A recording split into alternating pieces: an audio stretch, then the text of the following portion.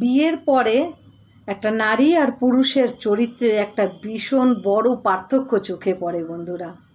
সেটা কি জানো? সেটা হলো বিয়ের পরে একটা নারী তার সম্পূর্ণ পৃথিবী, তার জগৎটাকে তার স্বামীকে বানিয়ে নেয়।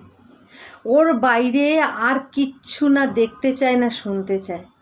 কিন্তু পার্থক্যটা এখানেই যে একটা পুরুষ বিয়ের পরেও তার পরিবার, বন্ধু বান্ধব, আত্মীয় স্বজন সবাইকে নিয়ে চলার চেষ্টা করে। এটা ভুল নয়, এটা কোনো ক্ষেত্রেই ভুল নয়। বুঝতে হবে এখানে, একটা নারীকেও বুঝতে হবে, একটা পুরুষকেও বুঝতে হবে। নারীকে বুঝতে হবে এটাই যে তার স্বামী যখন তার পরিবার, আত্মীয় স্বজন, বন্ধু বান্ধব সবাইকে নিয়ে চলার চেষ্টা করছে, তাহলে তার এই সিদ্ধান্তকে আমাদের সম্মান করা উচিত। আর তাদের সমানভাবে তাদের এই সিদ্ধান্তে সহযোগিতা করা উচিত। আর একটা পুরুষকেও বুঝতে হবে যে এই চাওয়াটা অপরাধ নয়, কিন্তু এই চাওয়াটা একটা নারীরও অধিকার আছে।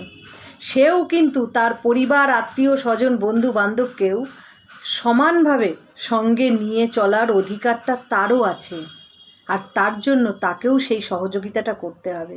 পরিবার তো আছে, বিয়ে তো হয়েছে, কিন্তু শুধুমাত্র পুরুষ বলে এই সুযোগ সুবিধা পাবে, নারী বলে নয়, তা তো নয়। সমান অধিকার